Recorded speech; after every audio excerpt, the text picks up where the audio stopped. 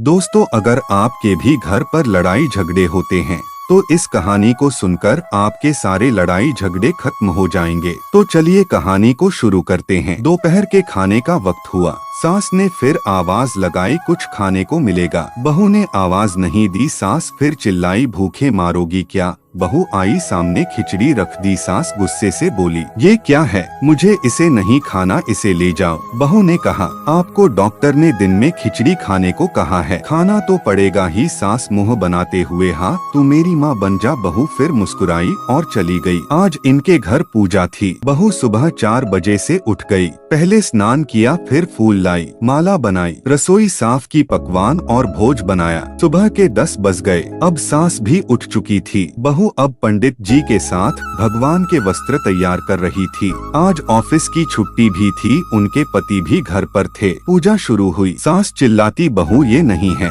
वो नहीं है। बहू दौड़ी दौड़ी आती और सब करती। अब दोपहर के 3 बज गए थे। आरती की तैयारी चल रही थी। पंडित जी ने सबको आरती के लिए बुलाया और सबके हाथों में थाली दी। जैसे ही बहू ने थाली पकड़ी, थाली हाथों से गिर पड़ी। शायद भोजन बनाते हुए बहू के हाथों में तेल लगा था, जिसे वो पोंछना भूल गई थी। सारे लोग तरह तरह की बातें करने लगे। कैसी बहू है, कुछ नहीं आता, एक काम भी ठीक से नहीं कर सकती, ना जाने कैसी बहू उठा लाए। एक आरती की थाली भी संभाल नहीं सकी। उसके पति भी गुस्सा हो गए, पर सास चुप रही, कुछ नहीं कहा, बस यही बोल के छोड़ दिया, सीख रही है, सब सीख जाएगी धीरे धीरे। अब सबको खाना परोसा जाने लगा। बहू दौड़ दौड़ के खाना देती, फिर पानी लाती। करीब 70-80 लोग हो गए थे। इधर 2 नौकर और बहू अकेली, फिर भी वहाँ सारा काम बहुत ही अच्छे तरीके से करती। अब उसकी सास और कुछ आस पड़ोस के लोग खाने पर बैठे। बहू ने खाना परोसना शुरू किया। सबको खाना दे दिया गया। जैसे ही पहला निवाला सास ने खाया, तुमने नमक ठीक नहीं डाला क्या? एक काम ठीक से नहीं करती, पता नहीं मेरे बाद कैसे ये घर संभालेगी। आस पड़ोस वालों को तो जानते ही होना साहब, वो बस बहाना ढूंढते हैं नुक्स निकालने का। फिर वो सब शुरू हो गए, ऐसा खाना है, ऐसी बहू है, ये वो वगैरह वगैरह। दिन का खाना हो चुका था। अब बहू बर्तन साफ करने नौकरों के साथ लग गई।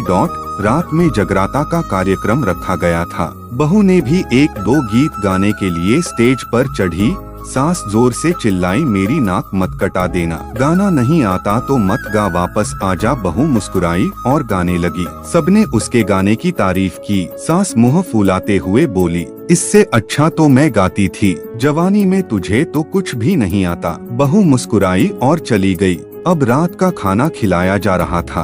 उसके पति के ऑफिस के दोस्त साइड में ही ड्रिंक करने लगे। उसका पति चिल्लाता, थोड़ा बर्फ लाओ, तो सास चिल्लाती, यहाँ दाल नहीं है। फिर चिल्लाता, कोल्ड ड्रिंक नहीं है, पापड़ ले आओ। इधर उधर आखिरी में उसके पति की शराब गिर पड़ी उसके एक दोस्त पर और बोलत टूट गई। पति गुस्से में 2 झापड़ अपनी पत्नी को लगाते हुए कहता है, जाहिल कहीं की देखकर नहीं कर सकती, तुझे इतना भी काम नहीं आता। सारे लोग देखने लगे। उसकी पत्नी रोते हुए कमरे की तरफ दौड़ी। फिर उसके दोस्तों ने कहा, क्या यार, पूरा मूड खराब कर दिया, यहाँ नहीं बुलाया होता हम कहीं और पार्टी कर लेते। कैसी अनपढ़ गंवार बीवी ला रखी है तूने, उसे तो मेहमानों की इज्जत और काम करना तक नहीं आता, और तुमने तो हमारी बेइज्जती कर दी। अब आस पड़ोस की औरतों को और बहाना मिल गया था। वो कहने लगी, देखो क्या कर दिया, तुम्हारी बहू ने कोई काम की नहीं है। मैं तो कहती हूँ अपने बेटे की दूसरी शादी करा दो, छुटकारा पाओ इस गंवार से।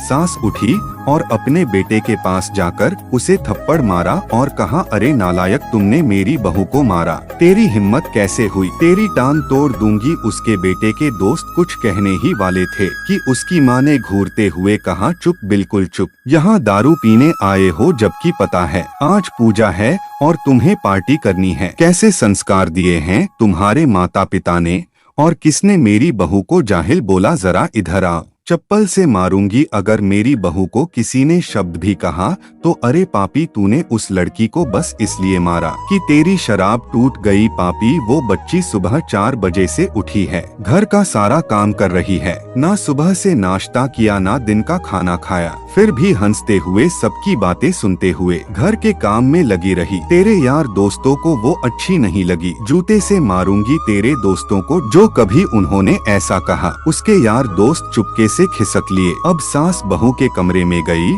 और बहू का हाथ पकड़कर बाहर लाई। सबके सामने कहने लगी, किसने कहा था अपनी बहू को घर से निकाल के दूसरी बहू ले आना, जरा सामने आओ। कोई सामने नहीं आया। फिर सास ने कहा, तुम जानते भी क्या हो इस लड़की के बारे में? ये मेरी माँ भी है, बेटी भी। माँ इसलिए मुझे गलत काम करने पर डांटती हैं और बेटी इसलिए कभी कभी मेरी दिल की भावनाएं समझ जाती हैं। मेरी दिन रात सेवा करती है, मेरे 1000 ताने सुनती है, पर एक शब्द भी गलत नहीं कहती, ना सामने ना पीठ पीछे। और तुम कहते हो दूसरी बहू ले आऊं। याद है ना छुटकी की दादी अपनी बहू की करतूत? सास ने गुस्से से पड़ोस की महिला को कहा, अभी पिछले हफ्ते ही तुम्हें मियाँ बीवी भूखे छोड़ घूमने चले गए थे। मेरी इसी बहू ने 7 दिनों तक तुम्हारे घर पर खाना पानी, यहाँ तक कि तुम्हारे पैर दबाने जाती थी, और तुम इसे जाहिल बोलती हो। जाहिल तो तुम सब हो जो कोयले और हीरे में फर्क नहीं जानते। अगर आइंदा मेरी बहू के बारे में किसी ने एक लफ्ज भी बोला तो मुझसे बुरा कोई नहीं होगा, क्योंकि ये मेरी बहू नहीं मेरी बेटी है।